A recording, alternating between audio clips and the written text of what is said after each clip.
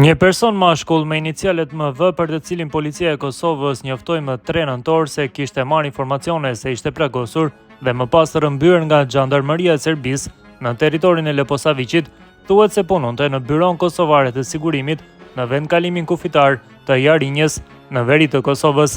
Radio Evropa e Lirë konfirmoi nga disa burime se bëhet fjalë për Milan Vukashinovićin nga Leposaviqi, një prej 4 komunave me shumicë serbe në veri të Kosovës. Fillimisht edhe avokati serb Ivan Ninić shkroi në rrjetin social X se Milan Vukashinović ishte plagosur rënd në një shkëmbim zjarri në fshatin Jellakc, pranë Leposaviqit, dhe se mjekët po luftojnë për jetën e tij në qendrën klinike universitare në Nish.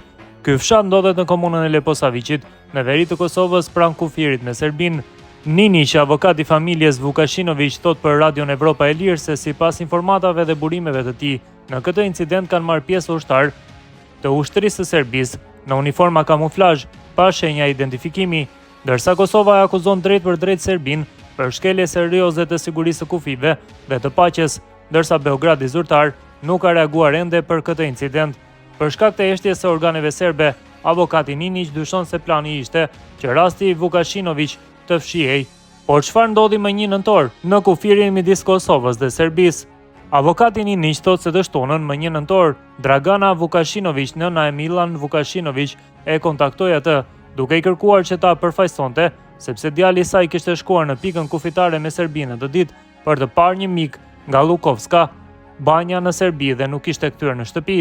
Bëhet fjalë për ta shqyrtuar kalim alternativ me Serbinë, kalime zyrtarisht të paregjistruara midis Serbisë dhe Kosovës në fshatin Jellack.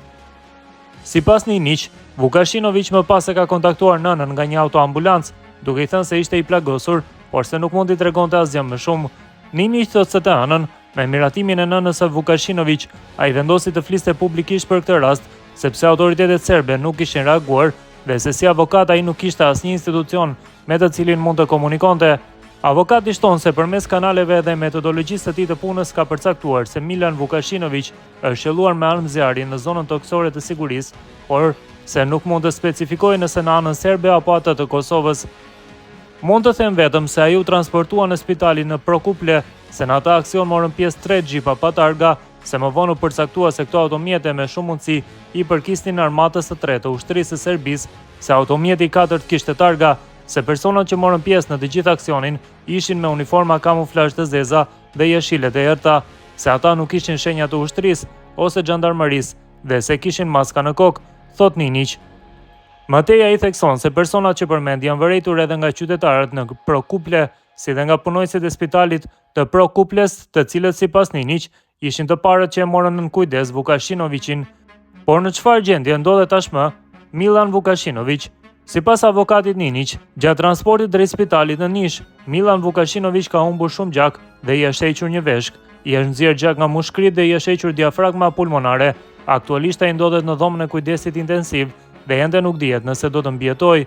Nëna dhe motra e tij nuk lejojnë që ta vizitojnë fizikisht, por mund të marrin informacione përmes telefonit ose mjekëve në spital. Radio Evropa e Lirë kontaktoi spitalin në Nish për këtë rast, por nuk mori asnjë përgjigje.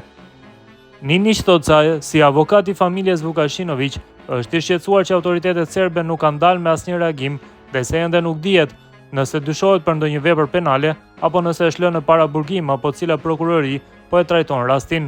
Si avokat nuk kam asnjë institucion të cilit mund t'i drejtohem dhe me të cilin mund të komunikoj për rastin, këmbgul Ninić për Radio Evropa e Lirë.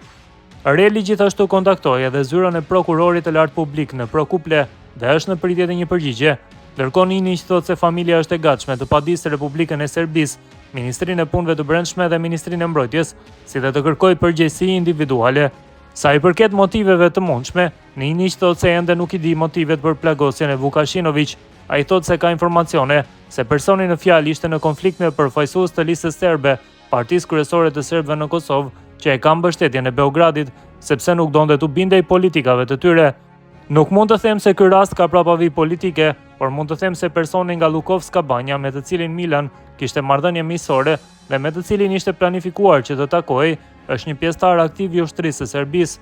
Dyshoj se bëhet fjalë për një operacion shumë më të gjerë në të cilin Milan i është qoshur, thot Ninić.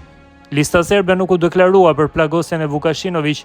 Serbia më herë ndërkohë ka akuzuar pjesëtar të komunitetit serb për spionazh në dobi të organeve të sigurisë së Kosovës, ndërsa para organeve të drejtësisë në Kosovë janë duke u zhvilluar disa procese për dyshime për spionazh në favor të agjencisë serbe të inteligjencës. Por kush është Milan Vukashinović?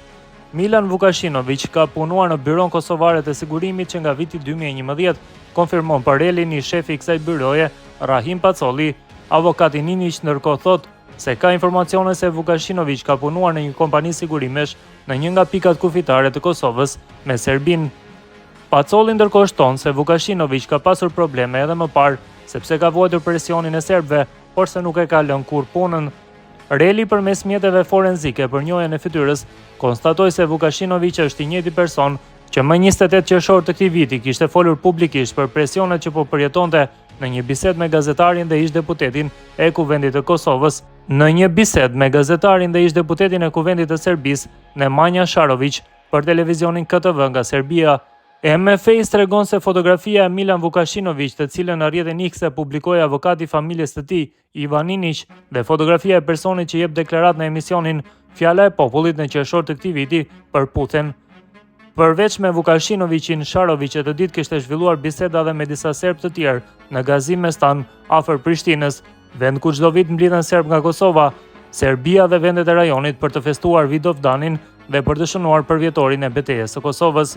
Milan Vukashinović tha në atë kohë se serbët u larguan nga institucionet e Kosovës në nëntor të vitit 2022 pas presionit të listës serbe.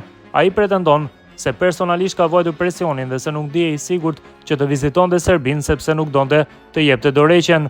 Ata shpikën lloj-lloj historisht për mua, më lidhen me shqiptarët, nuk jam i sigurt që të udhtoj në Serbi, jam vetëm këtu në Kosovë, unë e anashkaloj Serbinë, tha ai ndër të tjera.